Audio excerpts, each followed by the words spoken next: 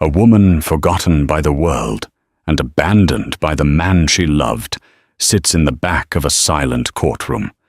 For 20 years, she raised their twin children alone, erased from his glittering life of power and luxury. Today she has been summoned to hear the final will of the man who broke her.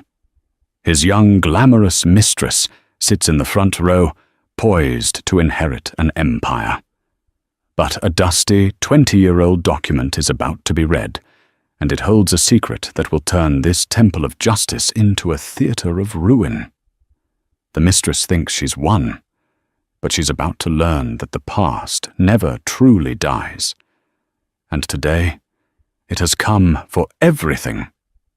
The rain fell in relentless, slanting sheets against the window of their small apartment, blurring the vibrant lights of the city into a watercolor mess. Inside, the silence was heavier than the storm. Mariam clutched a small white stick in her trembling hand, the 2 pink lines, a stark, undeniable confirmation. Pregnant. Not just pregnant, but as the doctor had confirmed that morning, with a mixture of shock and awe with twins. For a moment, pure, unadulterated joy washed over her. She and Geoffrey had been married for 2 years, a whirlwind romance that had felt like a fairy tale. He was brilliant, ambitious, and utterly captivating, a man who seemed destined to conquer the world. They were going to have a family. 2 babies. A boy and a girl, she hoped. She waited for him to come home, the plastic stick wrapped in tissue paper inside her pocket, her heart thrumming with a nervous, happy rhythm. When Geoffrey finally walked in, shaking the rain from his expensive trench coat, his face was a mask of cold resolve she had never seen before. Mariam, he began, not even bothering to kiss her hello. "We need to talk." The joy in her chest turned to ice. He walked over to the small desk by the window, where his briefcase sat. He wasn't looking at her, but at the sprawling city below, a landscape of opportunity he was already claiming as his own.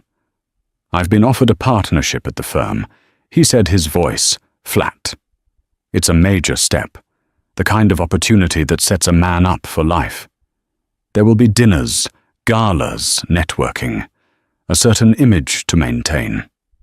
"Geoffrey, that's wonderful." Mariam started moving towards him. "We should celebrate. And I have some news, too, the most incredible news." "Let me finish." He cut her off, turning to face her. The warmth she had always found in his eyes was gone, replaced by a chillingly pragmatic light. "This life, the one I'm about to step into, requires a certain kind of partner. Someone unencumbered. Someone who can move in the right circles without complications." The word hung in the air between them. Complications. Mariam's hand instinctively went to her still flat stomach. "What are you saying?" "I'm saying this isn't working." He said, the words clipped and brutal. "This marriage, this life, it was a stepping stone, Mariam. I'm on the main road now, and it's a road I have to walk alone." The room began to spin. She could hear the blood roaring in her ears, a sound that drowned out the drumming of the rain. A stepping stone. "Geoffrey, I'm your wife. I love you. We built this life together. You think this is a life?" He scoffed, gesturing around their modest apartment. "This is a starter kit. I'm moving on to the real thing." Tears streamed down her face as the full, horrifying reality of his words crashed down on her. He was leaving her. Just like that. She pulled the pregnancy test from her pocket, her last desperate card. "But you can't." "Geoffrey, I'm pregnant." He looked at the test, then back at her face, and for a fleeting second, she saw a flicker of something, shock, maybe even fear, but it vanished as quickly as it came, replaced by that same icy determination. "Then it's even more imperative that we end this now," he said softly, his voice a venomous caress. That is a complication I simply cannot afford. He opened his briefcase and pulled out a single folded document and a pen. Divorce papers, already prepared. "I'll be generous," he said, as if discussing a business transaction. "I'll give you the apartment and enough to get by for a few months. But you will not use my name, and you will not contact me. Ever. The child or children are your responsibility." He then pulled out another separate document, a single page of dense legal text. "And this," he said, pushing it across the table, "it's a formality. A quitclaim on any future interest in my business ventures. A clean break. My lawyers drafted it. Sign it and you'll get the settlement." He also handed her a sealed envelope. "This is a personal instrument, a parting gift for your trouble." Numb, broken, and utterly defeated, Mariam looked at the man she thought she knew and saw only a stranger. The love of her life was a monster. Through a blur of tears, she scrawled her name where he pointed. She didn't read the words. What was the point? He was erasing her, and he was holding all the power. He took the signed divorce papers, leaving the other document and the sealed envelope on the table. He didn't look back as he picked up his coat. "Goodbye, Mariam," he said, and walked out the door, leaving her alone with the storm, the silence, and the two tiny heartbeats that were now hers, and hers alone. The fairy tale was over. A long, hard road had just begun. Mariam collapsed onto the floor, her sobs lost in the sound of the rain clutching the sealed envelope that felt more like an insult than a gift. The first few years were a blur of sleepless nights, diaper changes, and a constant gnawing fear. Mariam Hart became Mariam Lutfallah, again shedding the name of the man who had discarded her like a piece of trash. The settlement money he'd provided was a pittance, barely enough to last 6 months, let alone raise 2 children. The apartment he'd generously left her was a rental, and the lease was up in a year. She was utterly alone. Her own parents had passed away years before, and Jeffrey had systematically isolated her from her few remaining friends, deeming them not ambitious enough. Staring at her 2 beautiful babies, Owen and Iris, sleeping soundly in their shared crib, Mariam knew that despair was a luxury she couldn't afford. The fire of a mother's love burned away the last of her tears and forged something new in their place, steel. She moved to a small, affordable town 3 states away, a place where no one knew her story. She took on 2, sometimes 3 menial jobs at a time, waitressing cleaning offices, stocking shelves overnight. Every spare dollar was saved. Every waking moment not spent with her children was spent working. The sealed envelope Jeffrey had given her remained unopened, tucked away in a box of old photographs. She couldn't bear to look at it, viewing it as the final, patronizing insult from a man she now despised. When Owen and Iris started school, Mariam used the precious hours of the day to study. She enrolled in online community college courses, first in business management, then in culinary arts, channeling her passion for baking into a tangible skill. The late nights were no longer filled with worry, but with textbooks and flour-dusted hands. She started small, selling cakes and pastries from her tiny kitchen to local cafes. Her reputation grew. People loved her creations, not just for their taste, but for the heart she poured into them. Within 5 years, she had saved enough for a down payment on a small, run-down storefront on Main Street. She named it the Twin Loaf. The bakery became the heart of the community. Mariam was there before sunrise, her hands skillfully kneading dough, and she was there long after sunset, balancing the books. Owen and Iris grew up in that bakery. They did their homework at a small table in the corner, the air filled with the scent of cinnamon and melting chocolate. They learned the value of hard work, not from lectures, but from watching their mother build an empire from nothing. 20 years passed. The tiny storefront expanded into the adjacent building.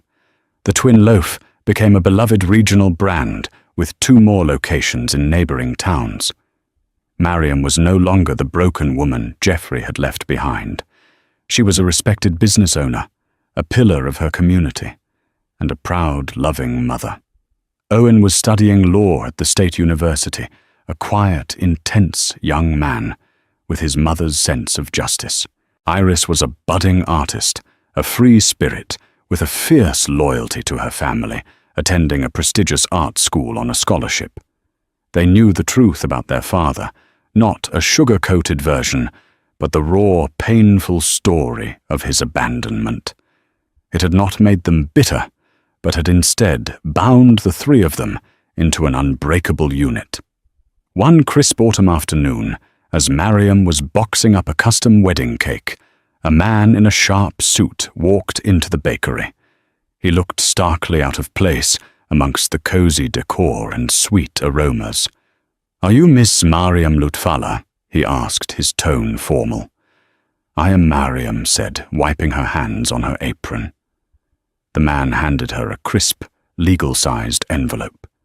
"You've been served," he said, and turned and walked out, without another word. With trembling fingers, Mariam opened the envelope. Her heart hammered against her ribs as she read the legal jargon. It was a summons, a formal notice to attend the probate court reading of the last will and testament of one Jeffrey Hart.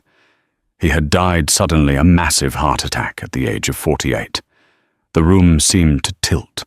After 20 years of absolute silence, 20 years of being a ghost, he had pulled her back into his world. A cold dread mixed with a surge of old anger washed over her.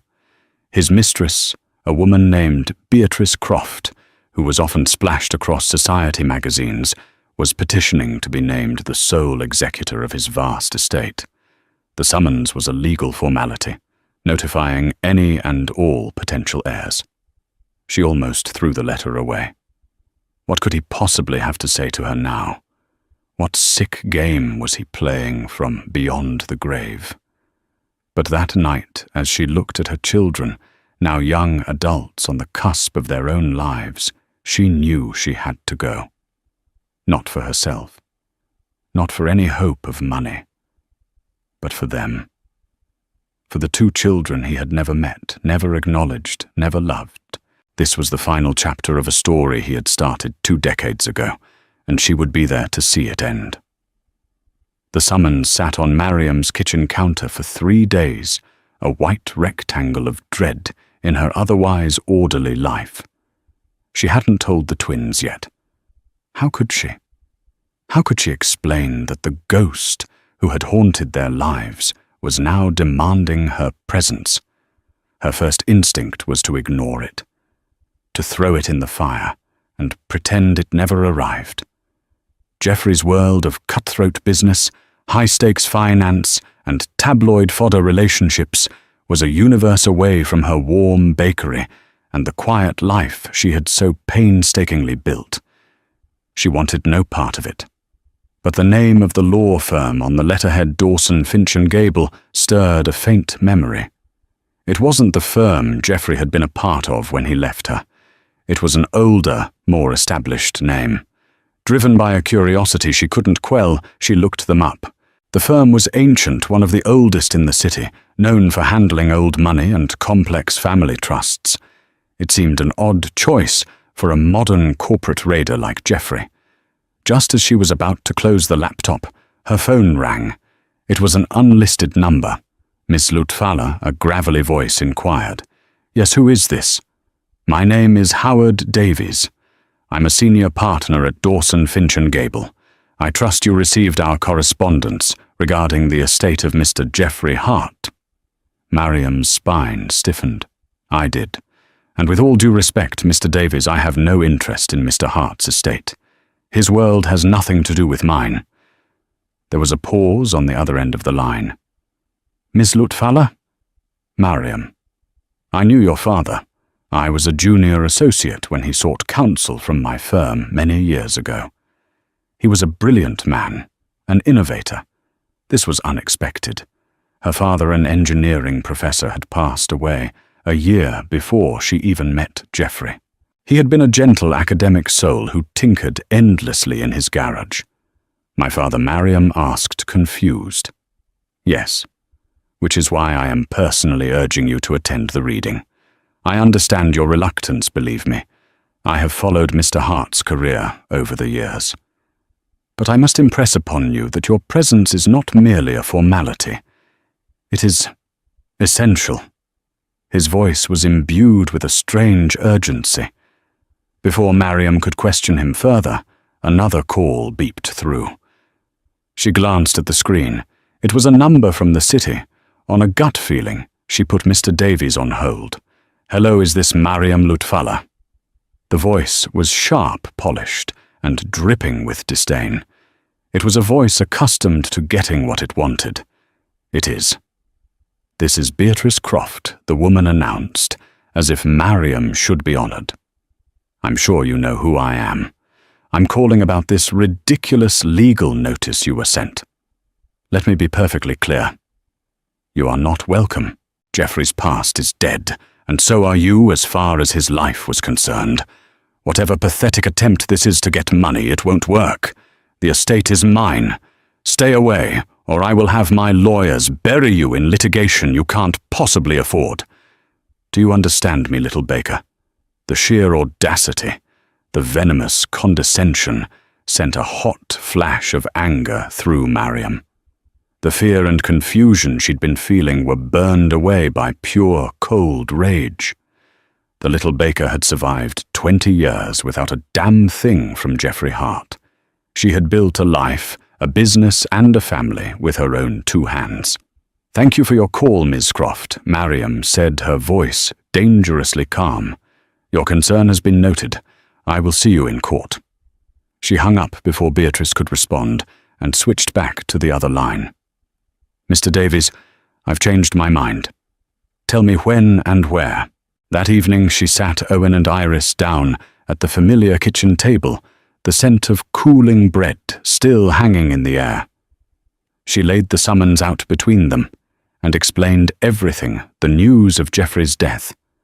The summons, the strange call from the old lawyer, and the threatening call from his mistress. Owen's face hardened, his jaw set in a protective line that reminded her so much of her own father.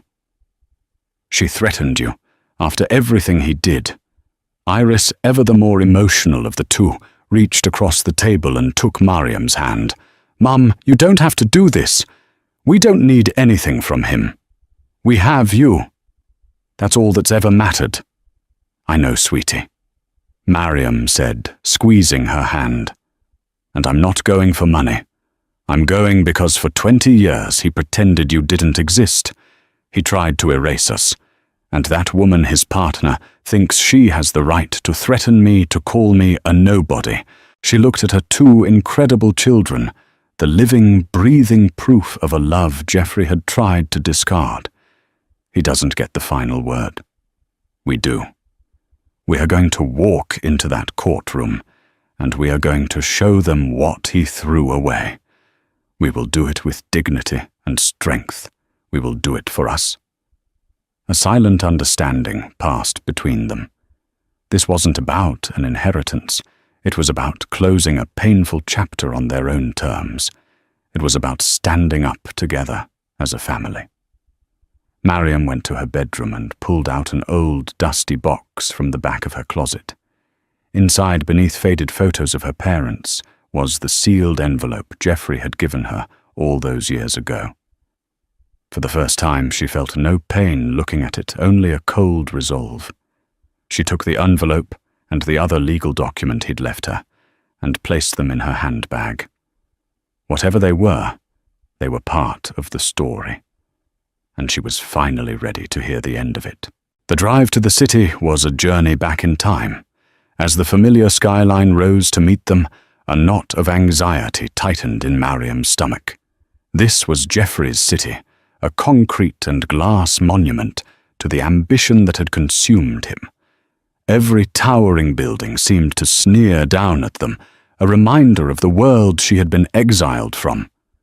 Owen drove his hand steady on the wheel, his expression unreadable.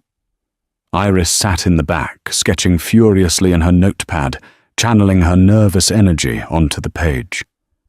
Mariam looked at her children, now 20 years old. They were adults, strong and compassionate, the two best parts of her life. They were her victory. Whatever happened today, she had already won. They had booked a room in a modest hotel, a stark contrast to the five-star opulence Geoffrey had undoubtedly favoured. Mariam had insisted on paying for everything herself.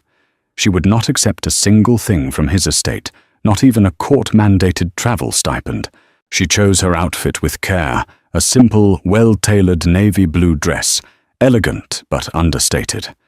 It was the uniform of a woman who was confident, successful, and owed nothing to anyone. Owen wore a dark suit, looking more like a young lawyer than a student, and Iris wore a gracefully simple black dress, her artistic flair showing only in a unique silver necklace she had designed herself. They were the Lutfalas, a united front. The probate court was housed in a formidable old building of granite and marble. Its grand echoing halls were designed to intimidate, to make the individual feel small and insignificant. As they walked towards the designated courtroom, they felt the shift in atmosphere. The air grew thick with the scent of expensive perfume, leather, and entitlement. Whispers followed them down the corridor. "Who are they? I didn't know Geoffrey had other relatives." And then they saw her. Beatrice Croft stood at the centre of a small, sycophantic crowd, holding court like a queen.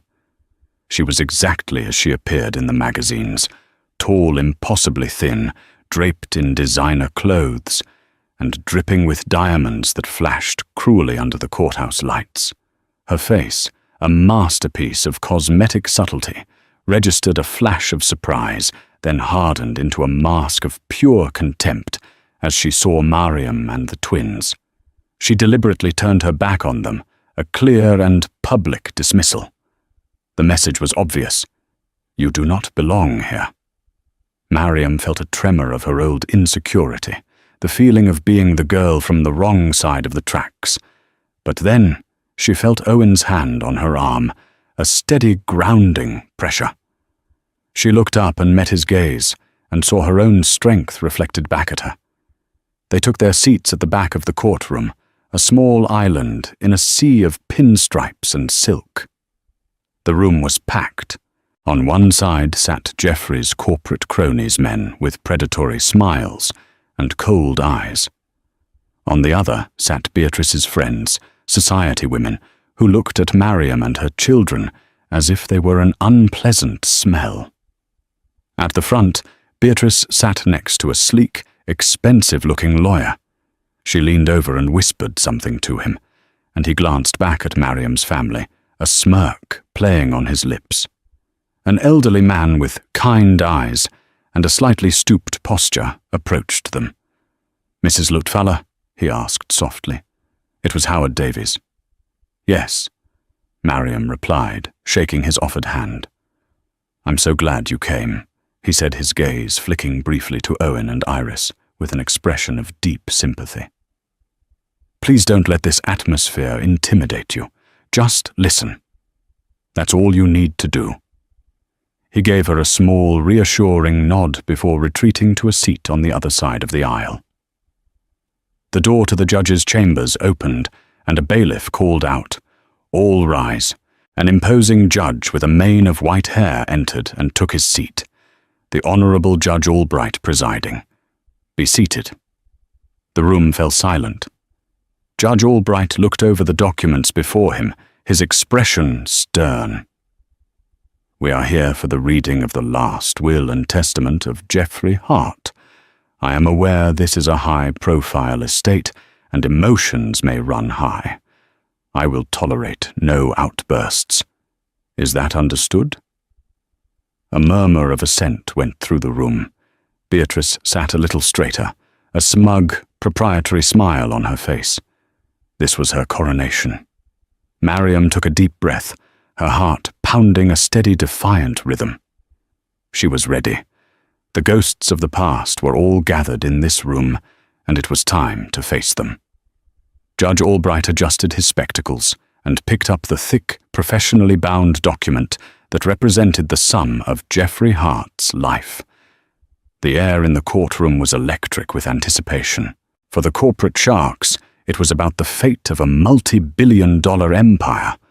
For Beatrice Croft, it was about the validation of her entire existence.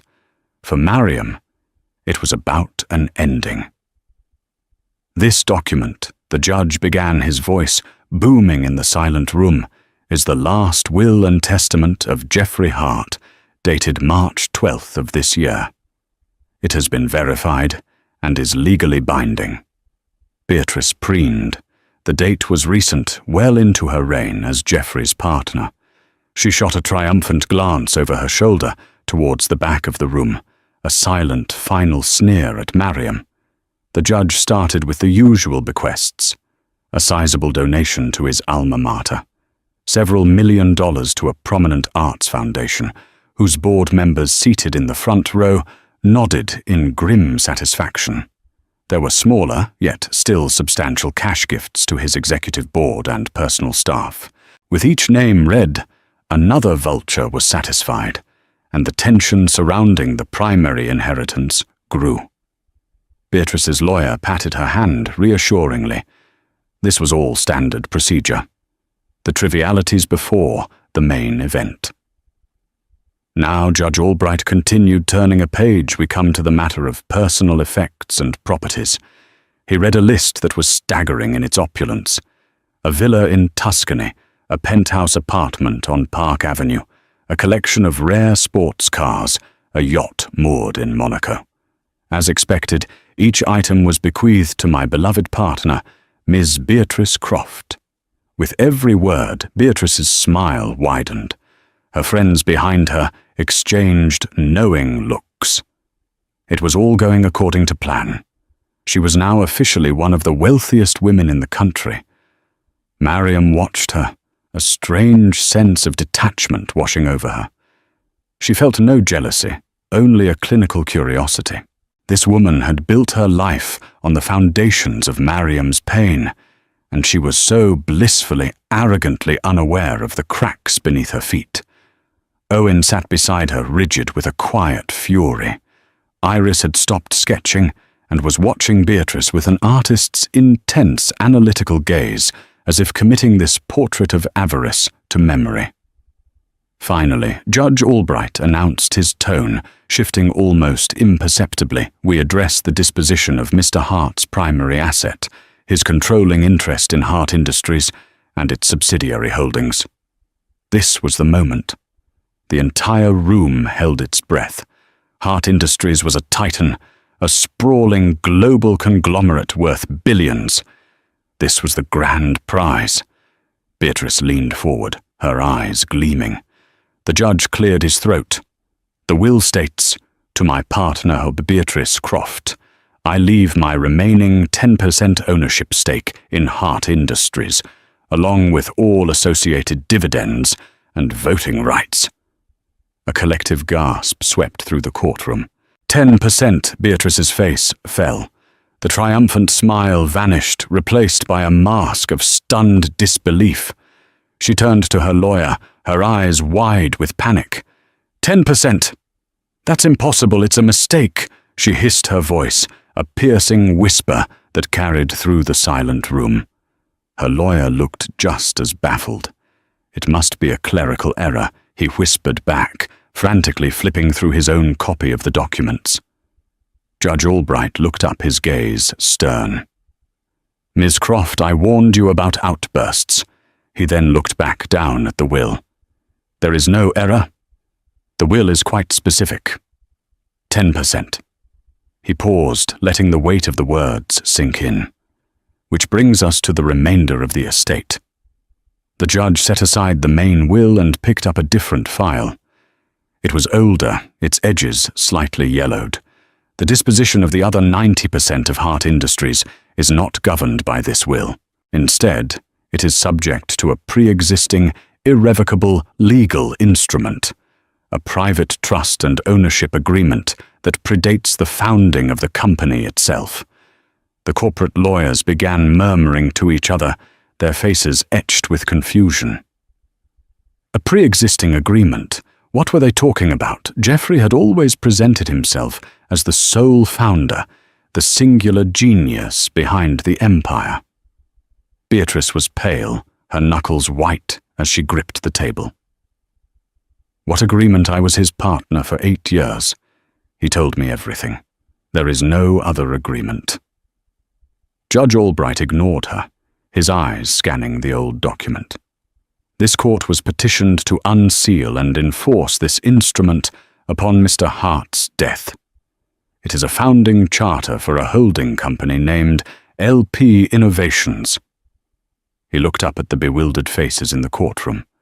According to this document, LP Innovations was the original entity that held the patents and seed capital for the technology that would eventually become Hart Industries.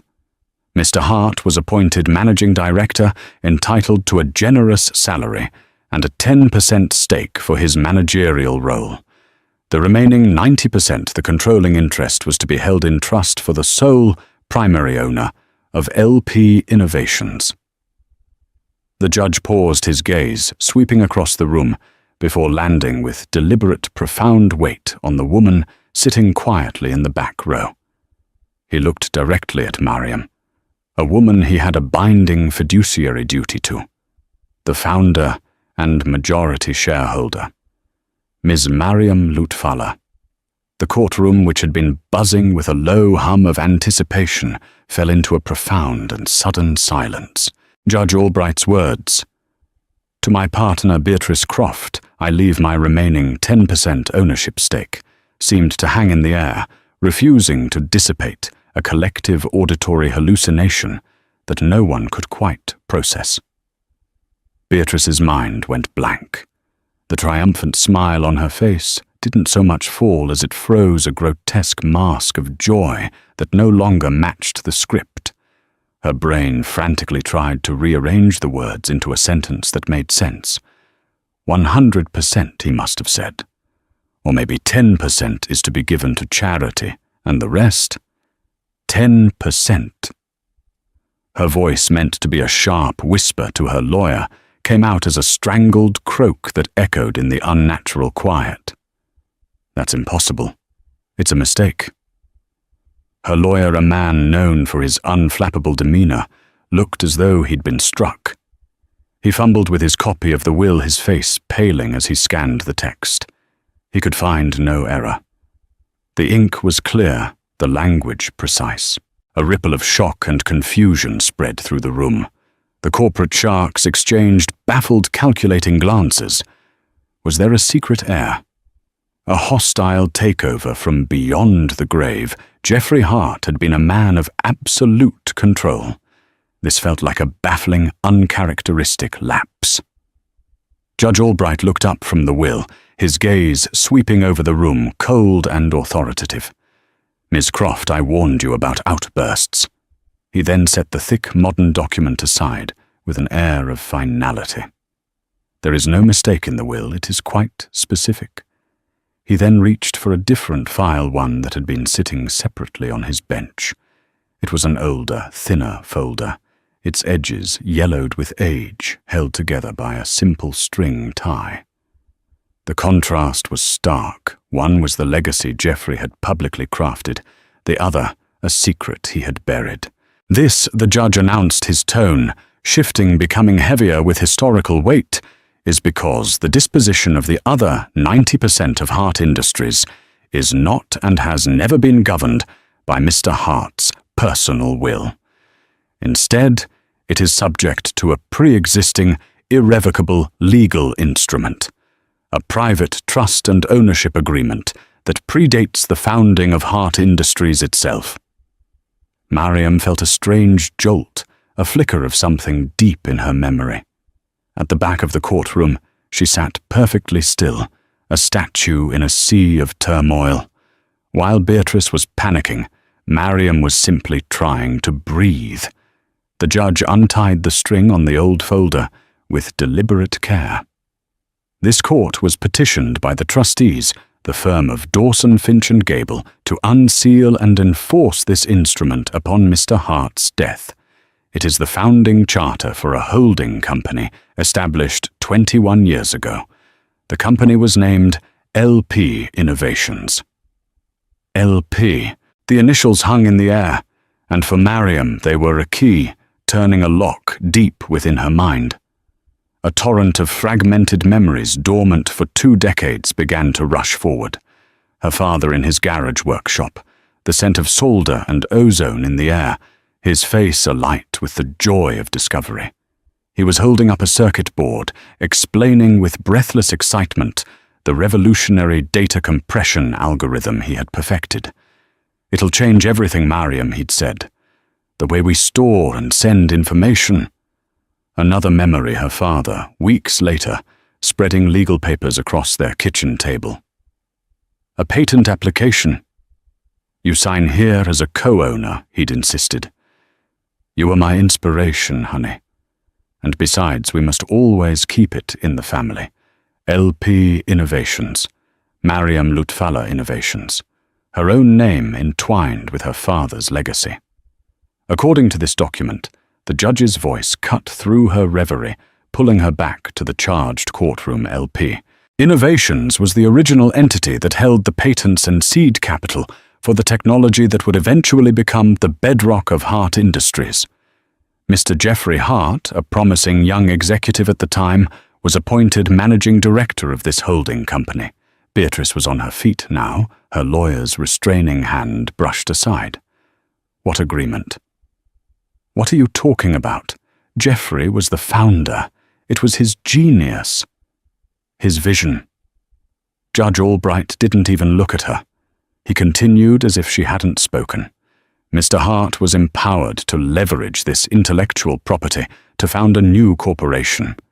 In exchange for his managerial expertise and lifelong stewardship, he was granted a generous salary and a 10% stake in the venture. The remaining 90%, the controlling interest of everything that followed, was to be held in trust for the sole primary owner of LP Innovations. The room was utterly silent now, every person leaning forward caught in the inexorable pull of the judge's narrative. This wasn't just a will reading. It was an exhumation. Mariam's heart was hammering against her ribs, a frantic, wild drumbeat. She could feel Owen's hand finding hers, his grip tight and grounding. Iris on her other side was frozen, her artist's eyes wide, taking in every flicker of emotion, every nuance of the unfolding drama. Judge Albright paused, looking up from the ancient document. His gaze swept past the stunned faces of the board members, past the gaping mouth of Beatrice's lawyer, past Beatrice herself, who now stood trembling, a statue of rage and confusion.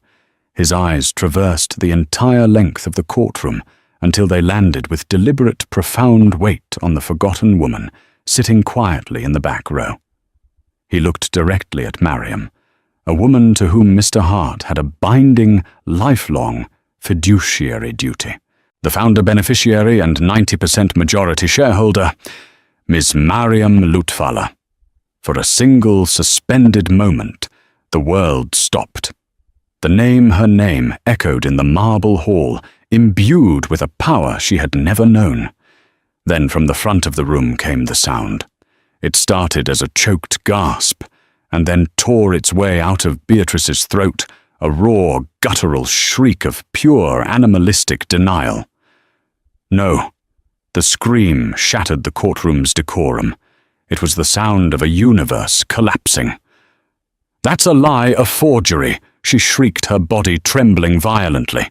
She pointed a shaking diamond-clad finger at Mariam, her face a contorted mask of disbelief and hate.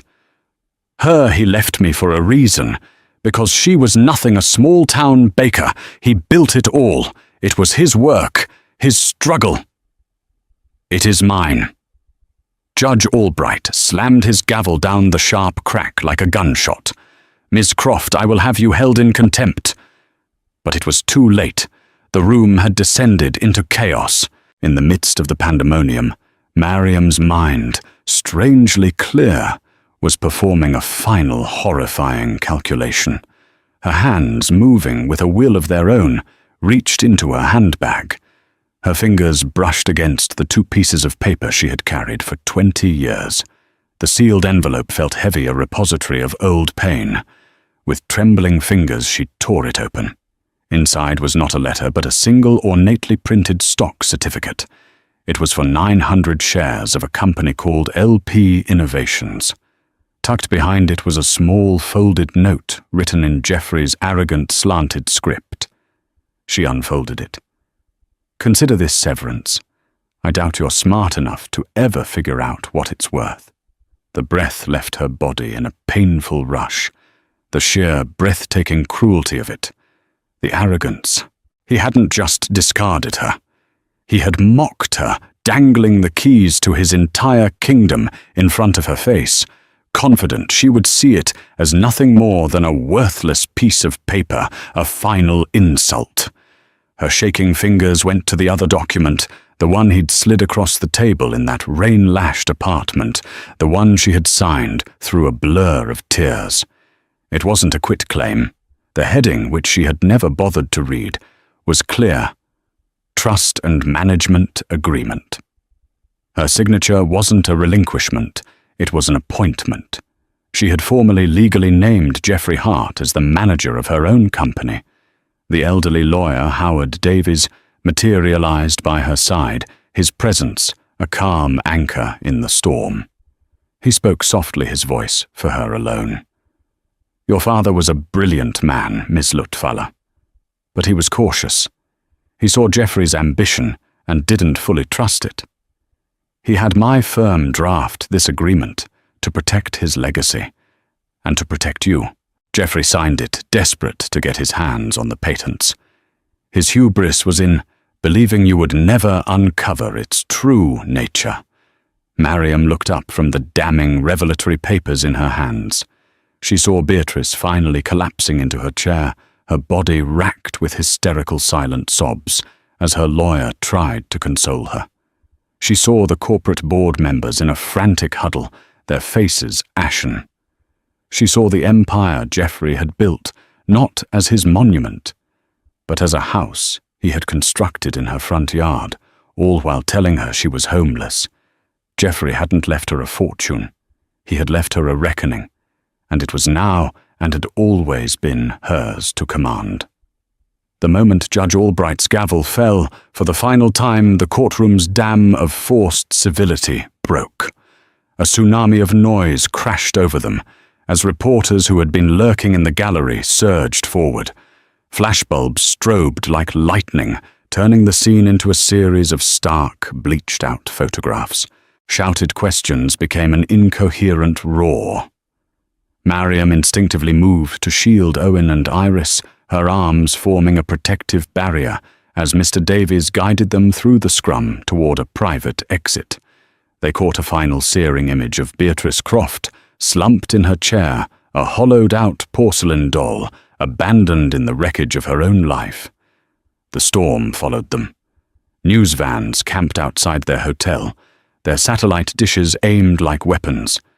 Mariam's face, a name nobody knew that morning, was now splashed across every news channel and website. The headlines were a frenzy of hyperbole. The Baker billionaire. Hart's hidden heir mistress gets her just desserts. Back in the quiet anonymity of their hotel room, the sheer unreality of the day descended. For a long moment, the three of them just stood there, the city's muffled roar, a distant soundtrack to their silent shock. Iris was the first to move, sinking onto the edge of a bed and letting out a long, shuddering breath. Owen stood by the window, his back to the room, his shoulders rigid as he stared down at the sprawling city that was now impossibly theirs. Mariam looked at her children, the two anchors of her life. "Are you two okay?" she asked, her voice softer than she intended. Owen turned his eyes, burning with a fierce, protective light. "Are we okay, Mum? Are you, for 20 years, you carried this? You built everything for us from nothing while he was playing king on a stolen throne." The anger in his voice was not for the lost years of luxury, but for the years of struggle his mother had endured alone. Iris pulled out her sketchbook, her hands moving with a frantic energy. "I keep seeing it," she murmured, not looking up. "That woman's face when the judge said your name. It wasn't just shock, it was evaporation. Like she realized she was a ghost all along. She looked up at Mariam, her eyes wide with a dawning awe. "He never beat you, Mum. Even when we had nothing, he never truly beat you." In that small generic hotel room, surrounded by the family she had forged in the fires of abandonment, Mariam felt the last tremors of shock give way to a profound, unshakable calm. This wasn't a lottery she had won. It was a reckoning. It was the universe finally balancing its books. She walked over to Owen and placed a hand on his arm. "He didn't beat us because our foundation was real," she said, her voice imbued with a new, quiet authority. "It was built on love and hard work. His was built on a lie, and lies, no matter how grand, eventually collapse." That night she didn't sleep. She sat with the lights off, watching the city glitter, not with avarice, but with a sense of immense, sobering responsibility. This empire built on her father's genius and stained by Jeffrey's greed was now her burden and her opportunity. She wasn't thinking about the money. She was thinking about the thousands of employees, the company's impact on the world, and the name her father had left in her care. Her first call the next morning was to Howard Davies. Her instructions were clear and precise. She wasn't an avenging angel, but a business owner. She called an emergency board meeting for the following week. Walking into the Hart Industries boardroom was like stepping into the heart of Jeffrey's ambition. The long, imposing table was carved from a single piece of mahogany. The chairs were black leather thrones. Floor-to-ceiling windows displayed a panoramic view of the city, a conquered territory, laid at the feet of its master. The air was thick with the scent of power, masculine and suffocating. The remaining board members, men with cold eyes and predatory smiles, were already seated. They watched her walk in their expressions, a calculated blend of apprehension and condescension. They were sizing her up, expecting a grieving widow or a startled baker they could easily manipulate. They did not expect Mariam Lutfalla. She entered flanked by Owen and Mr. Davies, and their presence alone shifted the room's dynamics. She didn't take the seat at the head of the table, Jeffrey's seat. She chose a chair at the side, a deliberate move that declared the old hierarchy was dead. "Good morning, gentlemen," she began, her voice resonating with a clarity that commanded attention. The nervous tremor she'd feared was absent, replaced by the steady tone of a woman who had faced far worse than a room full of arrogant men. "I imagine you have many questions. Let me be direct. For the last 20 years, I have been building a business from the ground up. I know what it means to meet a payroll, to manage inventory, to satisfy customers, and to create something of value with my own two hands.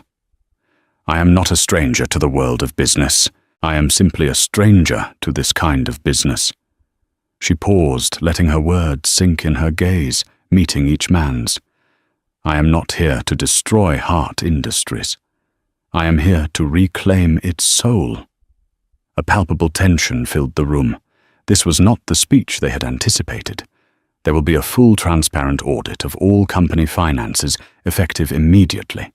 The aggressive slash-and-burn practices that this company has become known for will end. Our focus will no longer be solely on the next quarter's profits, but on long-term sustainable growth, on employee welfare, on ethical innovation. We will become a company that builds, not just acquires, that creates, not just consumes. She stood, her small frame commanding the space. You have a choice, she concluded, her voice leaving no room for negotiation. You can embrace this new direction and help me build a company our children would be proud of. Or you can tender your resignation this afternoon. There is no third option. The silence that followed was absolute. It was the sound of Geoffrey Hart's entire philosophy being dismantled in less than 5 minutes. In the weeks that followed, the karma of Geoffrey's life continued its relentless course. As Mariam worked with Mr. Davies to clean the house he'd left behind, the true state of Beatrice Croft's inheritance became painfully public. Geoffrey's personal debts were staggering. His 10% stake was devoured by creditors before she saw a dime. A tabloid photo captured her moving out of the Park Avenue penthouse, the doormen who once bowed to her, now impassively carrying boxes to a simple moving van. Her society friends, who had flocked to her light when it was bright, scattered like insects, whispering that they'd always known there was something fragile about her position. She had been a queen in a rented kingdom, and her lease was up. Months later, Mariam was working in her new office. She had refused Geoffrey's opulent suite, choosing a smaller, brighter space. On the wall hung one of Iris's abstract paintings, a swirl of defiant color. On her desk sat a photo of the twins laughing outside, the twin loaf. It was a room that belonged to her. Her assistant buzzed. Miss Lutfalla, there's a Miss Croft here to see you. She doesn't have an appointment. Send her in. Mariam said, her heart steady. Beatrice was a spectre of her former self. The designer clothes were gone, replaced by a simple, ill-fitting dress. Her face was pale and drawn, the arrogant fire in her eyes extinguished, leaving behind only the hollowed-out shell of her pride. I just wanted to see you, Beatrice stammered, her voice thin. She looked around the modest office, as if searching for an answer. To understand. Why are you doing all this? You could have just taken the money and lived on an island for the rest of your life. Why are you here in this office running all of this? Mariam leaned back in her chair, regarding the woman who had once held her in such contempt. She felt no triumph, no desire to gloat. She only felt a vast, weary pity. Because it was never about the money, Beatrice, Mariam said softly. 20 years ago, the man you loved tried to erase me. He took my father's work, his legacy, and twisted it into this monument to his own ego, all while pretending my children and I didn't exist. He thought I was nothing. You thought I was nothing. Mariam rose and walked to the window, looking down not at a conquered territory, but at a city full of lives her company now touched.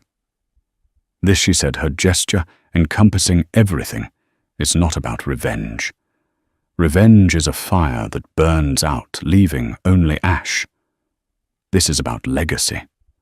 I am building something that will last, something that my children, Owen and Iris, can be proud to inherit one day. Something built on integrity, not on lies. Beatrice stared, the simple, devastating truth of Mariam's words finally landing.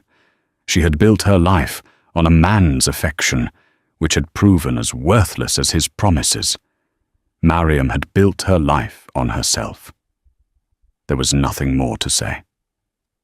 Beatrice turned and walked out of the office, not just defeated, but irrelevant. Mariam didn't watch her go. Her gaze was already on the future. On her desk were the preliminary charters for a charitable foundation in her father's name, which Owen was helping her draft. Next to them were Iris's first sketches for a new company logo, a stylized image of 2 intertwined saplings growing into a strong tree. She was not just cleaning a house, she was planting a garden in its place. Her revenge wasn't a single fiery act in a courtroom. It was in the quiet, daily determined work of building a better world than the one Geoffrey had left behind. And so Mariam's story isn't just about the shocking moment a will is read. It's about the quiet strength cultivated over 2 decades of struggle and sacrifice. It's a powerful reminder that true wealth isn't measured in stock portfolios or lavish assets, but in integrity, love, and the resilience to rebuild a life from the ashes. Beatrice's scream in the courtroom was the sound of a hollow dream shattering, while Mariam's quiet victory was the culmination of a life lived with purpose and dignity. Her ultimate revenge wasn't in taking Geoffrey's empire, but in transforming it into something he could never have imagined, a force for good. If this story of justice and empowerment resonated with you, please hit that like button and share it with someone who needs to hear that strength and perseverance will always win. Don't forget to subscribe and turn on notifications for more incredible stories of karma and redemption. What did you think of Mariam's final decision? Let us know in the comments below. He was a titan of industry, a man who had everything: a 9-figure bank account, a mansion in Beverly Hills, and a stunning, ambitious woman by his side. The only thing he didn't have was respect for the quiet, simple wife he kept at home. At the biggest gala of his career, with his mistress on his arm, he decided to show the world just how little his wife meant to him. But he made one catastrophic mistake. He forgot who he was speaking to. He thought he was insulting a nobody. He was, in fact, insulting the one person on earth who had the power to take everything from him. The sunlight that streamed into the breakfast nook of the $20 million Beverly Hills estate was, in Richard Sterling's opinion, aggressive. It was too bright, too cheerful, and it exposed the single, almost imperceptible smudge on the chrome leg of the marble-topped table. "Amelia," he barked, not looking up from his Wall Street Journal. "The staff is slipping. Again." Amelia Sterling, his wife of 10 years, paused mid-sip of her tea. She was dressed not in silk pajamas, but in simple, functional athletic wear, her light brown hair pulled back in a neat tail. She looked like a woman preparing to run errands, not the wife of the man Forbes had recently dubbed LA's new real estate kingpin. She glanced at the smudge. "I'll speak to Maria, Richard. It won't happen again. See that it doesn't." Richard turned the page, the crisp paper sounding like a small thunderclap in the cavernous, silent room. He was the CIO of Vanguard Developments, the fastest-growing luxury commercial real estate firm on the West Coast. In 5 years, he had turned a modest boutique firm into a multi-billion-dollar juggernaut, with skyscrapers altering the skylines of Los Angeles and San Francisco.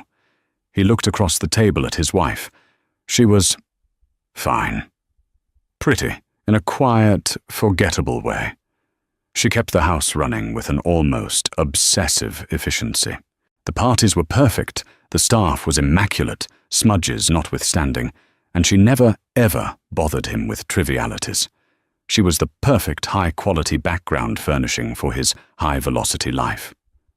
But God, she was boring. His phone buzzed on the table. The screen lit up. Chloe. A slow smile spread across Richard's face. He picked it up. "Sterling." "Richie, darling." A throaty voice purred on the other end. "I'm looking at the press release for the gala tonight. You're listed as the keynote speaker. They're calling you the Visionary." "Are they?" "Well, they're not wrong," Richard said, leaning back. He caught Amelia's eye. She was looking down at her teacup, her expression unreadable. He felt a familiar, petty spike of annoyance. She never asked about his work. She never seemed impressed. "You're going to burn that stage down, baby," Chloe said. "I just picked up my dress. It's that red Versace. The one you liked." "The one with the slit," Richard murmured, his mind wandering. "I'm looking forward to it. You'll be at my table, of course. Front and center, where I belong. Text me a picture of the dress," he said, and hung up. Amelia quietly placed her cup in its saucer. "Was that Chloe? Your assistant?" "Executive assistant," Richard corrected her automatically. "And yes, she's finalizing the details for the Sterling Achievement Gala tonight. It's the biggest night in Vanguard's history. We're honoring our top partners." "I know. I have my dress ready." Richard sighed. "Amelia, about that. I need you to blend in tonight. It's a business event. A lot of high-stakes players will be there. I need to be focused on networking. I'll have Chloe with me to handle the introductions and manage my schedule." Amelia's gaze finally lifted. Her eyes were a very clear, very pale grey. "You mean you want me to sit quietly and not embarrass you?" Richard bristled. "I mean, I don't want you distracting me. You know how you get quiet. People think it's rude. Chloe understands the energy of these events. She's a shark, like me." "A shark?" Amelia repeated, the words flat. "I see. And what am I?" Richard finally folded his paper and gave her his full attention. He felt a surge of dominance, the same one he felt when closing a 9-figure deal. "You, my dear, are my refuge. You're the calm harbor I return to. You run this house. You manage our life. That's your strength. Running boardrooms is my strength. Let's not confuse the two. Tonight, I need a tiger by my side. I'm asking you to be the lamb." He stood up, adjusting the cuffs of his $5,000 Tom Ford shirt. "I'm heading to the office. I'll see you at the gala. Try to look festive." He walked out of the room without a backward glance. He didn't see Amelia's hand close around the delicate porcelain teacup. He didn't see the tiny hairline fractures that suddenly spiderwebbed across its surface. He just heard, a second later, the quiet, sharp crack as it broke cleanly in two in her grip. Amelia looked at the two perfect halves of the cup in her hand. She didn't flinch, didn't show a flicker of pain as a bead of blood welled up on her palm. "A lamb," she whispered to the empty sunlit room. "Interesting." She rose, calmly rinsed her hand in the sink, and wrapped a napkin around the small cut. Then, she pulled out her own phone, a simple, nondescript model. She didn't call a friend. She didn't call a lawyer. She opened a secure messaging app and typed a single message to a single contact labeled M. Harrison. The message was simple. "Initiate the Storm Protocol. Effective tonight, 10 p.m. Pacific." The reply was instantaneous. "Confirmed, Madam Chairwoman. Are you certain?" Amelia looked at the smudge on the table leg that Richard had pointed out. She looked at the broken cup. She thought of the red Versace dress. "I am absolutely certain. Let them have their party. It will be their last." The Sterling Achievement Gala was not just a party. It was a coronation. Held in the grand ballroom of the Beverly Wilshire, it was a sea of black ties, flashing diamonds, and the hungry, bright-eyed smiles of people who either had power or desperately wanted to be near it. The press line was 30 deep, flashes popping as senators, tech billionaires, and Hollywood royalty made their way inside. Richard Sterling was the epicenter of it all. He stood on the mezzanine, a glass of 25-year-old Macallan in his hand, soaking it in. Every banner, every custom ice sculpture, every $1,000 floral arrangement bore the sleek, silver V of Vanguard Developments, his company, his empire. "You look like a king," Chloe whispered, linking her arm through his. He looked at her and grinned. The red Versace dress was magnificent. It was less a garment and more a statement of intent, leaving absolutely nothing to the imagination. Her black hair was slicked back, her red lips full. She was a tiger, just as he'd said. She was a weapon. She was a trophy. "You clean up well yourself, Ms. Davis," he murmured, his hand landing possessively on the bare skin of her lower back. He scanned the room for Amelia. He spotted her near a quiet alcove, speaking to one of the catering managers. She was wearing a dress of muted, elegant silver.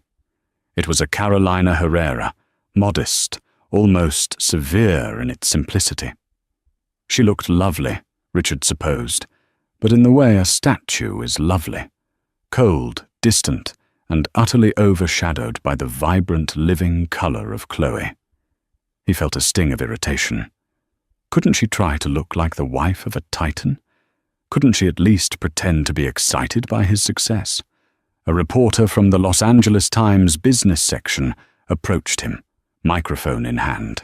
"Mr. Sterling, an incredible turnout. Vanguard has truly reshaped the LA skyline. What's the secret to your Midas touch?" Richard beamed, puffing out his chest. He launched into his favorite topic, himself. It's simple, really. Vision. Audacity. You can't be afraid to break things to build something better. While my competitors are busy with focus groups, I'm busy signing checks and moving dirt. You have to be a shark. You have to be willing to devour the competition. "And you certainly have," the reporter said. "The new Century City Tower is a marvel, but a project of that scale. Rumor is you have some very powerful, very silent backers. The parent company, Ethelred Holdings. They're famously reclusive. Can you tell us anything about them?" Richard's smile tightened slightly. Ethelred was his one frustration. They were the money, the deep, bottomless well of capital that funded his vision. He'd never met the board. All his dealings were through a proxy, a stiff British lawyer named Marcus Harrison. They approved every proposal, they wired every dollar, but they remained infuriatingly anonymous. "Ethelred knows a good investment when they see one," Richard said smoothly. "They provide the fuel, I provide the engine. They're smart enough to stay out of my way and let me drive." "And speaking of your team," the reporter pressed, gesturing to Chloe, "you clearly value a dynamic partner. Ms. Davis, you're always by his side." Chloe preened. "Richard needs people who can keep up, people who see the future the way he does. It's an honor to be his right hand." "And what about your wife, Mrs. Sterling?" the reporter asked, craning his neck to spot Amelia, who was now dutifully checking a seating chart near the entrance. "What role does she play in your success?" This was it. The moment. Richard felt the scotch, the adrenaline, the worship in Chloe's eyes. He looked at Amelia, standing there looking like a prim administrator, and then at Chloe, who looked like a goddess of fire. He felt a wave of contempt so strong it was almost intoxicating. He wanted to draw a line. He wanted to show everyone who mattered and who didn't. He laughed, a short, dismissive bark. "Amelia? Oh, she's essential." He gestured broadly, and the nearby conversations quieted as people turned to listen. Amelia looked up, her grey eyes locking on him from across the room. "You see," Richard said, his voice carrying, "to build an empire, you need two things. You need a tiger, and you need a house cat." He ran his hand down Chloe's arm. "You need someone with fire. A tiger," he stressed, "who can hunt with you, who can tear down rivals, who understands the kill." He smiled at Chloe, who was practically vibrating with triumph. Then he pointed his glass directly at Amelia. The entire ballroom, hundreds of people, followed his finger. Amelia stood frozen, the spotlight finding her. "And then," Richard continued, "you need a house cat. Someone to keep the cushions warm, someone to make sure the pantry is stocked." He shrugged, a picture of magnanimous condescension. "Amelia is the best homemaker a man could ask for. She's simple, She keeps my domestic life organized so I can focus on actual important things. Every king needs a castle, and she's a wonderful, quiet little manager for mine." The silence that followed was heavy and absolute. The reporter's smile was frozen. Chloe, however, let out a tiny, triumphant laugh. Richard, mistaking the shocked silence for awe, raised his glass. "So, a toast to the tigers and to the patient little house cats who support us." Amelia didn't flinch. She didn't cry. She didn't flush with shame. Her expression remained one of perfect, placid calm. She simply held his gaze for 1, 2, 3 seconds. It felt to Richard like a block of ice sliding down his spine. Then she turned. Not abruptly, but with a slow, deliberate grace, and walked out of the ballroom. "Ah, she's shy," Richard said, trying to recover the moment. "Anyway, as I was saying about the Century City project." But the mood was broken. People were whispering. He had gone too far. He hadn't just insulted his wife. He had been cruel. "Richard!" Chloe hissed, her fingers digging into his arm, her smile gone. That was a lot.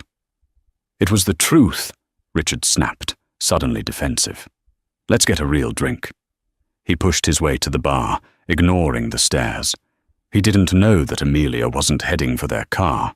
He didn't know she was in a service elevator, riding to a private suite on the penthouse level. He didn't know that in that suite, Marcus Harrison and a team of 4 corporate lawyers were waiting for her, documents and laptops covering every surface. "It's done," Amelia said as she walked in, shedding her silver wrap and tossing it onto a chair. Her face, so calm and placid downstairs, was now carved from granite. "He did it? The public insult?" Harrison asked, his voice grim. "He called me a house cat in front of 200 of our partners and the press," Amelia said, sitting at the head of the table. "He toasted me for being simple." The lawyers winced. 10 p.m., Harrison said, checking his watch. "The protocol is live, Madam Chairwoman. The first locks are engaging now." Amelia nodded. "Good. Freeze everything. Vanguard developments, his personal accounts, the joint accounts, the credit lines. Everything. I want him to wake up tomorrow morning as the man he truly is. A man with nothing." Richard woke to the agonizing sound of a leaf blower. His head felt like it was full of wet cement, and his mouth tasted like the bottom of an ashtray. He fumbled for his phone, groaning. It was 9:30 a.m. He'd come home drunk and belligerent, celebrating his triumph with Chloe. Amelia's car had been gone, and her side of the bed was untouched. Good. He was in no mood for her silent judgment. He checked his phone.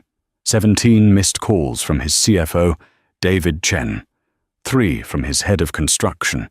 A dozen texts. "Richard, call me. It's an emergency." "Where are you? The Ethelred lines are frozen. Our main accounts are locked. I can't make payroll." "Richard, what the hell did you do?" Richard sat bolt upright, the hangover vanishing in a wash of icy panic. "What?" He dialed David Chen. The man picked up on the first ring. "David, what is this? I'm just seeing your texts." "Richard, thank God! What did you do?" "Ethelred just called in our entire revolving credit line. They're citing a breach of confidence clause. All of our operating capital is frozen. All of it, Richard." "What? They can't do that." Richard threw off the sheets and strode to his home office. "It's a glitch. Call Harrison. Call their finance department." "I have!" David screamed, his voice cracking with panic. "I've been on the phone since 6 a.m. Every Ethelred contact has gone dark. Their lines are disconnected. Their emails are bouncing. It's like the entire holding company vanished. And Richard, it's not just the corporate accounts." "What do you mean?" Richard said, his hand shaking as he tried to log into his laptop. "My security team just called. Your access codes to the Vanguard mainframe were revoked at 10:01 p.m. last night. So were mine. We're locked out of our own company." "That's impossible." The login screen on his laptop flashed. Access denied. My God! My God!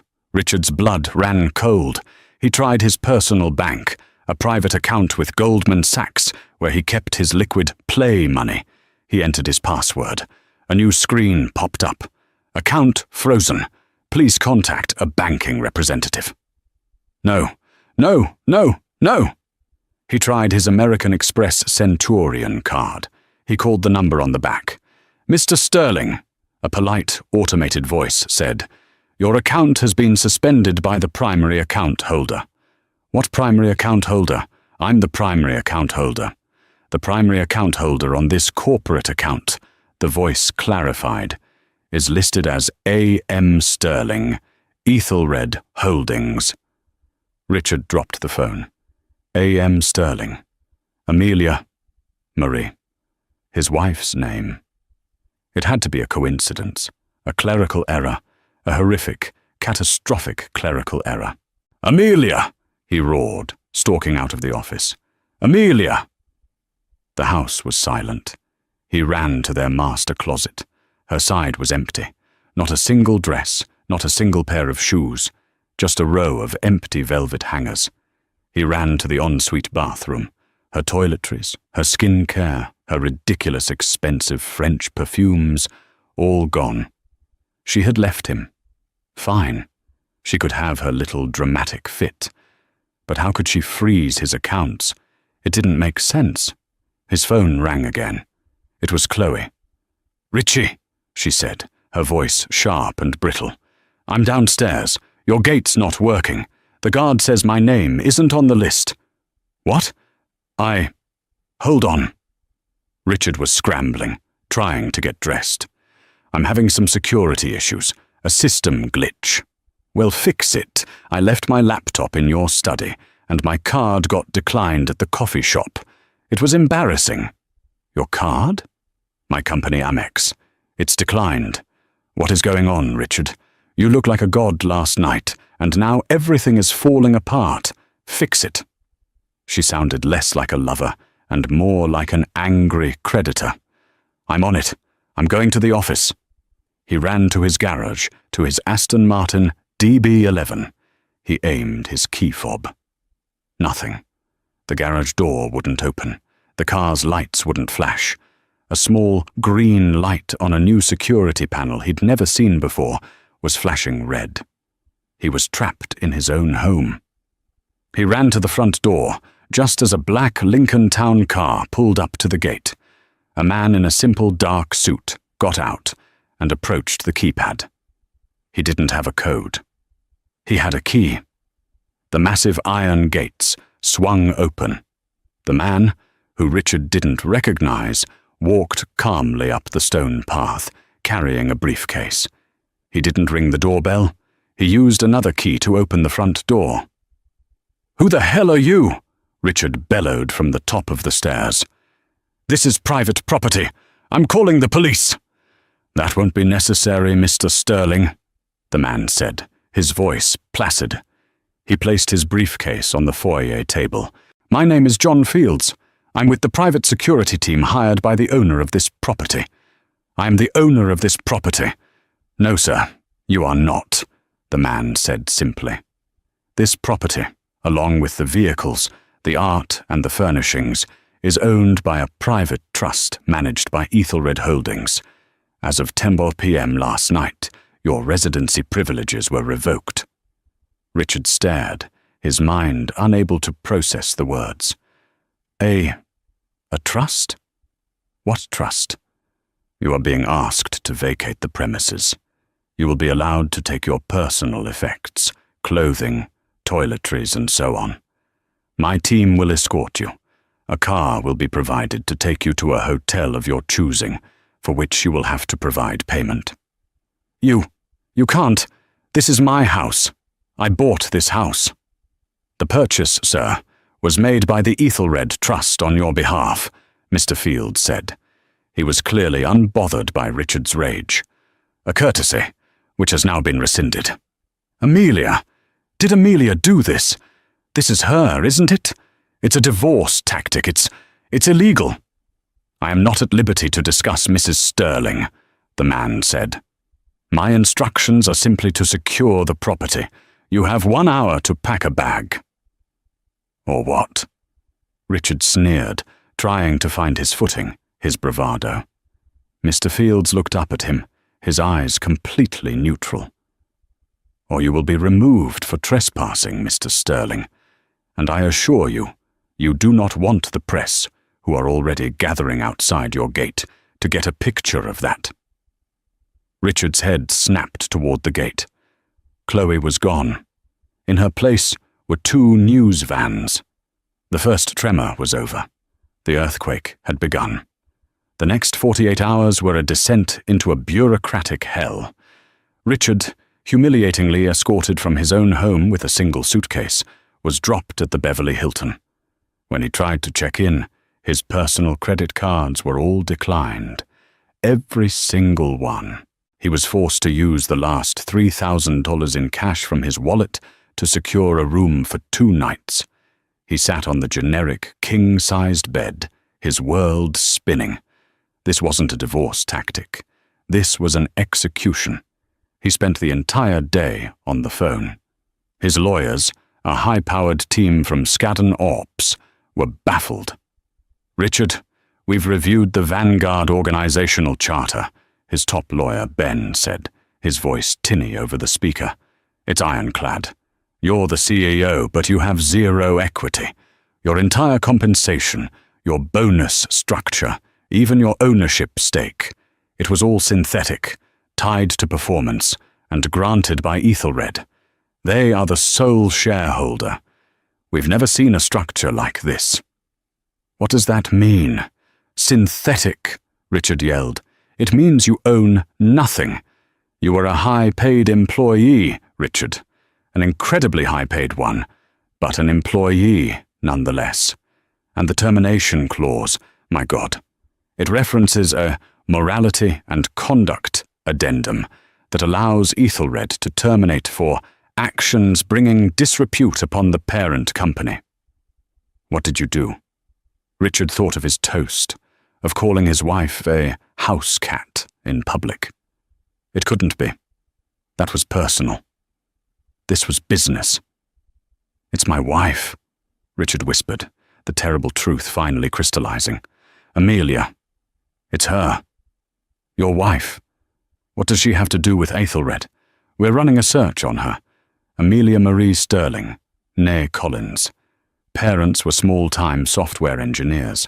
No personal wealth, no corporate holdings. She's a nobody, Richard. This is coming from Ethelred, not your wife." "You don't understand?" Richard said, his mind flashing to the name on the Amex account. A.M. Sterling. "It's her. It has to be." He tried to call Chloe. The call went straight to voicemail. He sent her a text. "My accounts are frozen. It's a temporary hostile move by my partners. I need a place to stay and some cash." Her reply came 3 hours later. "Richard, I can't. My job, my reputation. I was your assistant. I can't be seen with you while this is happening. I'm sorry. I have to look out for myself. I've already been contacted by Ethelred's lawyers for an exit interview." He threw the phone against the wall. She had been his tiger, and at the first sign of blood in the water, she was gone. The news broke that evening. Vanguard CEO Richard Sterling fired. Stock of partner companies in free fall. Ethelred Holdings cleans house in shock move. What happened at the Sterling Gala? His name, his face, was everywhere. He was no longer the visionary. He was a disgrace. His phone blew up, but not with calls of support. It was vendors demanding payment, contractors whose work sites had been shut down, employees, his former employees, who were now jobless, cursing his name. David Chen called him one last time. "They're liquidating Richard," David said, his voice hollow. "They're not replacing you. They're dissolving Vanguard developments, selling off the assets. Everyone's fired. 10,000 jobs gone. All of it. The whole thing. It was just a house of cards. Richard was suffocating. 10,000 jobs. His legacy, his towers, all gone. Because he insulted his wife, it still didn't add up. The power was too vast, the punishment too absolute. A wife, even a vindictive one, couldn't wield this kind of corporate power. On the third day, his money ran out. The hotel politely informed him his room key would be deactivated at 11 a.m. He was stranded, toxic, and penniless. Just as he was trying to figure out if he could sell his $20,000 Patek Philippe watch for cash, an email landed in his inbox. It was the only email that had gotten through his firewall. The sender was Office of the Chair, Ethelred Holdings. The subject, Mandatory Summons to General Meeting. The body of the email was brief. Mr. Sterling, you are hereby summoned to the Ethelred Holdings Executive Headquarters at 1000 Avenue of the Stars, 44th floor, on Friday, October 20th, at 10 a.m. sharp. Your presence is required to finalize your termination and discuss potential legal actions. A car will be waiting for you at your hotel. This was it. His chance to fight. He would meet this mysterious board. He would meet the real power behind Ethelred. He would plead his case, threaten to sue, something. He wasn't going down without a fight. He would find out who this A.M. Sterling really was. He put on his last clean Tom Ford suit, the one he'd worn at the gala, now wrinkled from his suitcase. He tried to project the image of the Titan he had been 3 days ago. But as he looked in the mirror, he saw a desperate, terrified man whose world had been pulled out from under him by an invisible hand. The Ethelred Holdings headquarters occupied the top 3 floors of the tallest, most exclusive skyscraper in Century City, one of the few in the skyline Richard hadn't built. The lobby was a cathedral of black marble and smoked glass, silent save for the hiss of the waterfall feature. It was a place of quiet, terrifying, old-world money. It made his own flashy Vanguard offices look like a frat house. Richard gave his name to the receptionist, who regarded him with open, icy disdain. Mr. Sterling, you are expected. He was led to a private elevator. There was no button for the 44th floor. The security guard used a biometric thumbprint scanner, and the elevator began its ascent, fast and silent. The doors opened directly into a reception area.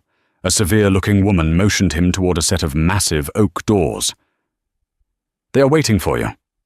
Richard smoothed his suit jacket, took a deep breath, and pushed the doors open. The boardroom was staggering.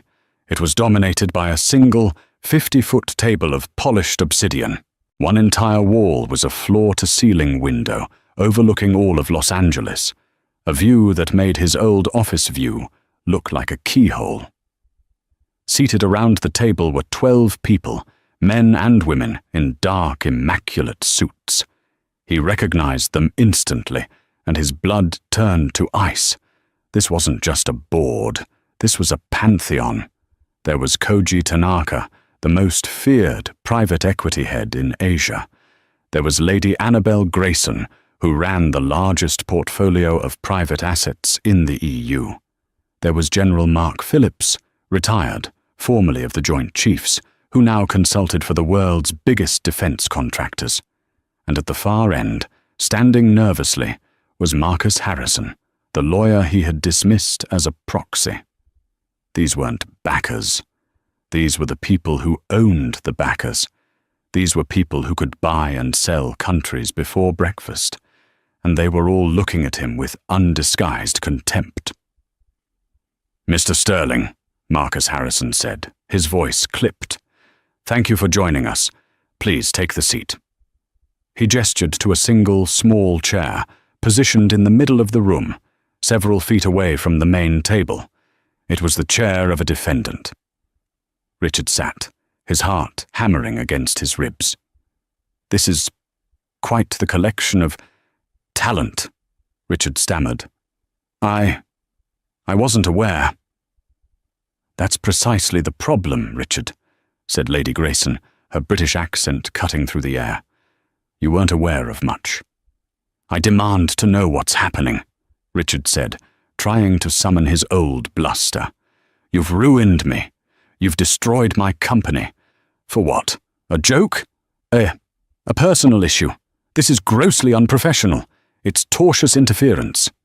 "Unprofessional," Koji Tanaka repeated, his voice soft. "A man who publicly compares his life partner to livestock is lecturing us on professionalism. A bold strategy." This is about Amelia?" Richard said, incredulous. "You're liquidating a $10 billion portfolio because of a domestic dispute?" "We are liquidating a portfolio because its CEO proved himself to be a catastrophic liability," General Phillips boomed. "You were given a simple test, Mr. Sterling, a test of character, and you failed it in the most public way imaginable. What test? Who is in charge here? Who are you people to her?" Marcus Harrison looked at the empty, high-backed leather chair at the absolute head of the table. "We are the board of directors. We advise. We manage. But we do not rule. Our job is to execute the vision of our founder and chairwoman." "Then I want to speak to her," Richard demanded. "I want to speak to this A.M. Sterling. Where is she? Hiding like she always does." "Our chairwoman values privacy, it's true," Harrison said. "She has always believed that the work should speak for itself. She built this firm from nothing, and her only rule was that her privacy remained absolute. She wanted a quiet life. She trusted us to manage her empire." "But," Lady Grayson added, "she also believed in having a fail-safe. She believed in placing her most valuable assets in the care of someone she could trust implicitly. Someone who, by their very nature, would be underestimated." "What are you talking about?" Richard whispered, a dawning, sickening horror crawling up his throat. "She's not hiding, Mr. Sterling," Harrison said, his eyes moving to the main boardroom doors. "She was simply delayed. She had to finalize the liquidation of your empire." The massive oak doors swung open again. Richard turned. Amelia walked in. But this was not the Amelia he knew. This was not the quiet, mousy woman in yoga pants. This was not the house cat. She was dressed in a navy blue Armani power suit, so sharp it looked like it could cut glass. Her hair, usually in a simple ponytail, was coiled in an intricate, severe chignon. Her simple grey eyes were now the colour of a winter storm, and they were fixed on him with an intensity that stopped his heart. She carried a leather portfolio and was flanked by 2 lawyers he recognized from the law firm Wachtell Lipton, the most ruthless M&A litigators on the planet. She didn't look at Richard. She walked with a silent, terrifying authority to the head of the table. The entire legendary board stood as she approached. She took her place in the empty chairman's seat. Marcus Harrison pulled her chair out for her. "Madam Chairwoman, welcome." "Thank you, Marcus." "Please be seated," Amelia said. Her voice was the same, but the tone was completely different. It was crisp, authoritative, and utterly cold. Richard was paralyzed. He was vibrating. He couldn't form a thought. "Amelia, what is this? A joke? Are you one of them? A secretary?" Amelia finally turned her head. She looked at him, not as a wife looks at a husband, but as a scientist looks at a failed experiment under a microscope. "Hello, Richard," she said. "Please refrain from speaking unless spoken to. We have a great deal to get through." She opened her portfolio. "Let the record show," she began, "that on this day, the board convenes to ratify the termination, with cause of Mr. Richard Sterling, CEO of the now dissolved Vanguard Developments portfolio. Richard finally found his voice. It came out as a strangled gasp. You? You're A.M. Sterling? You? Amelia looked up, her expression one of mild annoyance. Yes, Amelia Marie Sterling. I founded Ethelred Holdings 12 years ago. Vanguard Developments was my pet project, and you, Richard, were my greatest disappointment. The silence in the boardroom was absolute. The only sound was the faint tick-tick-tick of the Patek Philippe watch on Richard's wrist, a watch he now realized she had bought him. You, he stammered, his mind short-circuiting. But your parents, you were simple. The word hung in the air, grotesque and foolish. Amelia actually smiled. It was the most terrifying expression Richard had ever seen. Simple. Yes, that was the point. My father didn't just tinker with software, Richard. He designed the core encryption algorithm for the first global-scale quantum network. He sold the patent for a sum that would make your entire net worth look like a rounding error. He and my mother hated the spotlight, so they retired to a quiet life, and they raised me to value one thing above all: privacy. She leaned forward. I took that inheritance, and at 24, I founded Ethelred. I didn't want my name or my face in Forbes. I didn't want to be on magazine covers. I wanted to build. So I created a structure. I hired Marcus, here, and this brilliant board to be the public-facing avatars of the firm. I remained anonymous, the reclusive A.M. Sterling, pulling the strings from a quiet life. And me? Richard whispered, the blood draining from his face. What was I? You? Amelia said, her voice clinical. You were an experiment. I met you when you were a mid-level manager at a small firm. You had a spark. You were ambitious, driven. I thought you were brilliant. I fell in love with that drive. I thought, here is a man who can build with me. So you funded me? I didn't fund you, Richard. I created you, she stated. I founded Vanguard Developments for you. I cleared the path. I fed you the capital. I made the calls behind the scenes to get your permits approved. Your vision? Your Midas touch? It was my capital, my connections, and my strategy. You were just the arrogant, loud-mouthed front man I put in place to take the credit, because, unlike you, I don't need credit. I need results. Richard shook his head, denial warring with the horrific, obvious truth. But our life, the house, the parties. You were just my wife. Yes, Amelia said, and I liked that part.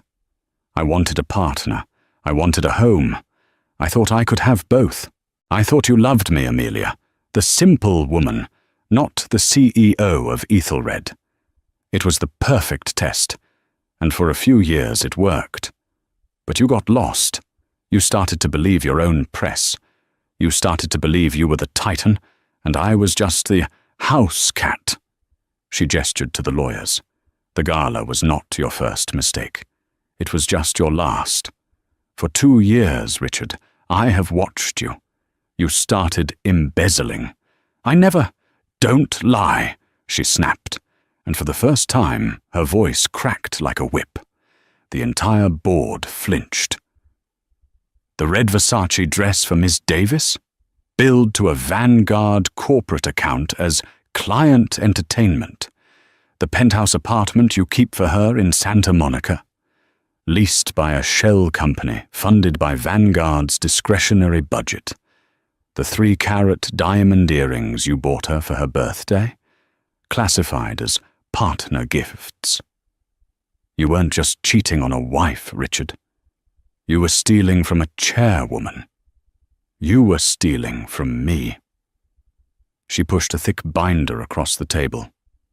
That is a full forensic audit of your last 24 months.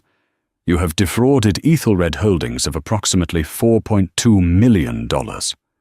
Enough to put you in federal prison for a very, very long time. Richard stopped breathing. Prison. Amelia, please, he begged, his voice breaking. He slid off the small chair and onto his knees. Amelia, I'm sorry. I'm so sorry. I didn't know. I was an idiot. I was arrogant. Please don't do this. I love you. I've always loved you. Amelia looked down at the pathetic, broken man kneeling on the marble floor. Her face was utterly unmoved. No, Richard. You loved the idea of me. You loved having someone quiet to clean up your messes. You loved having a lamb to make you feel like a tiger. But the insult, that, I could have almost forgiven. People say stupid, cruel things. But you said it in front of my partners. You said it in front of the press. You compromised my position. You humiliated A.M. Sterling, not just Amelia. You mistook my privacy for weakness and my silence for stupidity. And in doing so, you proved you were not only a bad husband, but a terrible, reckless CEO. She stood up. The board has voted. Your termination is effective immediately for cause, citing gross misconduct and felony embezzlement. Ethelred will not be pressing charges. A tiny flicker of hope lit in Richard's eyes. On one condition, Amelia continued, her voice dropping to an icy whisper. You will sign this. A lawyer placed a single document in front of him. It's a full confession and a divorce settlement. You will walk away with nothing. Not the house, not the cars, not the art, not a single dollar. You will admit to the fraud, and in exchange for my silence, you will vanish. You will relinquish any and all claims to my assets, Ethelred's assets, and you will sign a permanent, global, non-disclosure agreement. If you ever speak my name, or Ethelred's, or connect me to it in any way, the full force of this firm's legal team and the U.S. Attorney's Office will come down on you. You will die in prison. Richard's hands were shaking so hard he couldn't hold the pen. You built your entire identity on my money, Richard. Now, you get to see what you're worth without it. He looked up at her, his eyes streaming with tears. Amelia, please, I'm nothing without you. Amelia nodded, a final, chilling confirmation. I know. Sign the papers. He grabbed the pen and scribbled his name, his signature a frantic, desperate scrawl. Good, Amelia said. She turned to her security chief. Mr. Fields, escort Mr. Sterling from the building. He is now, officially, a trespasser. Richard was hauled to his feet. As he was dragged past the obsidian table, past the silent, powerful board, he looked back one last time at the woman he'd called his wife. She had already turned away, facing the window that overlooked the city she owned, her city. She was already discussing Q4 projections with Lady Grayson, as if he had never been in the room at all. 6 months later, the cover of Forbes magazine was not a man. It was Amelia. The photo was a stark, black and white portrait. Her grey eyes stared directly into the camera, radiating an intelligence and power that was unmistakable. The headline was simple: The $1 Trillion Ghost. A.M. Sterling steps out of the shadows. The article was the most read story of the year. It detailed the shocking dissolution of Vanguard Developments, exposing Richard Sterling as a profligate and fraudulent CEO who had been living on the genius of his anonymous powerhouse wife. It painted a picture of a woman who had, for a decade, been the most powerful and invisible force in global finance. The story of the gala had become a legend in corporate circles. They called it the Purge. Amelia, it turned out, hadn't just liquidated Vanguard. She had reallocated its assets. She had taken the best projects, the few brilliant but ignored engineers, and the soundest assets, and folded them into a new, leaner, more aggressive company under her direct control. sterling core. It was already valued at triple what Vanguard had been. Her days of hiding were over. She was seen at Davos, in London, in Tokyo. She moved through the world not as Richard's +1, but as the Titan she had always been. The Lamb was, it turned out, the dragon that owned the entire mountain. And Richard? He was a ghost of a different kind. He was living in a 1-200 a month studio apartment in Van Nuys, the paint peeling on the walls. The NDA and the confession had blackballed him from the industry forever. No one would hire him. No one would even speak to him. He had sold his Patek Philippe for rent money, his Tom Ford suits for groceries. He had tried to contact Chloe, but her number was disconnected. He'd heard she'd moved to Miami, trying to attach herself to a new Titan. Richard Sterling, the visionary, was now a temp. He was working in the mailroom of a mid-level insurance firm, a job he'd gotten using his college degree and omitting the last decade of his life from his resume. One afternoon, he was sorting mail when he saw the Forbes magazine come through, his replacement's name on the subscription. He stared at Amelia's face. He saw the woman who had shared his bed, the woman who had organized his sock drawer, the woman he had dismissed so completely.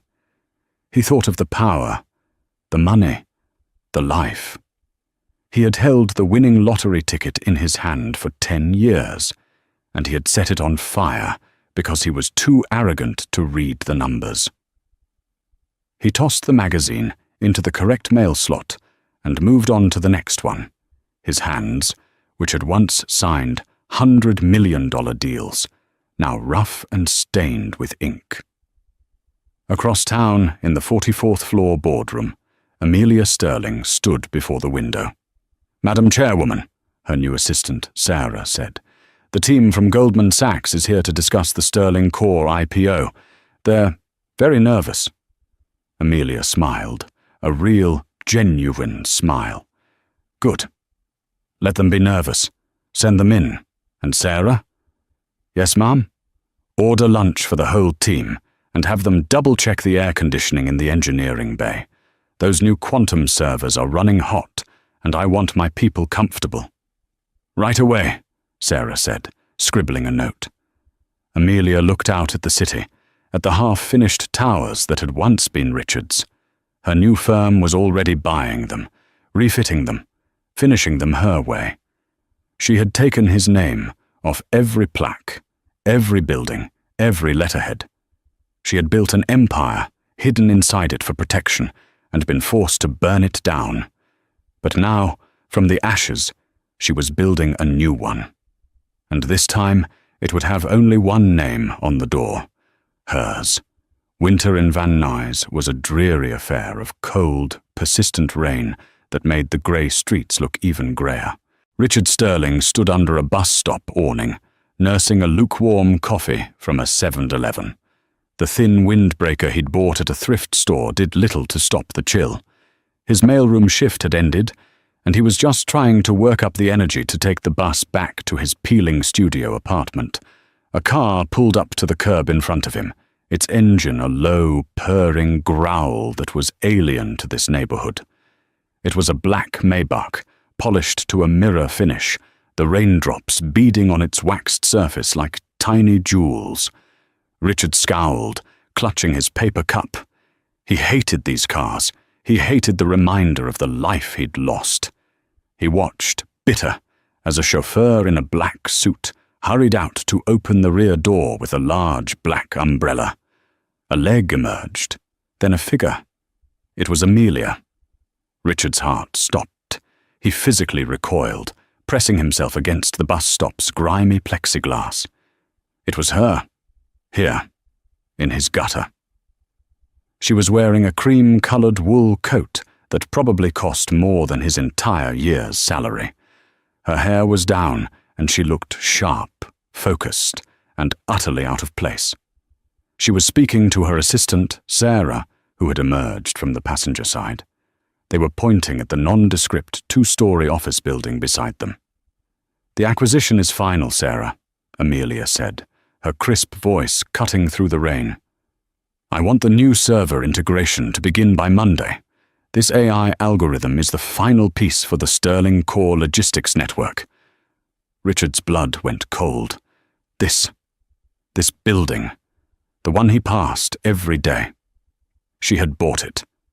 She was here, on his street, expanding her empire into the very last place he'd felt safe from her memory. He must have made a sound, a gasp, a choked curse, because her head turned. Her eyes, clear and grey as the rainy sky, swept past the bus stop. They passed over him, then flickered back, their gazes locked across the 20 feet of wet pavement. Richard stood frozen. He saw it all in that 1 second. The man he was. The man he had become. The cheap coffee, the frayed cuffs, the hollow look in his own eyes. He was a ghost at the feast, and he wanted to scream. He wanted to beg. He wanted to rage. Amelia looked at him. There was no recognition. There was no hatred. There was no pity. There was no triumph. There was nothing. It was the look a person gives a stranger they've accidentally made eye contact with on a train. It was a brief, impersonal flicker of acknowledgement that another human being was occupying space, followed by an immediate and total dismissal.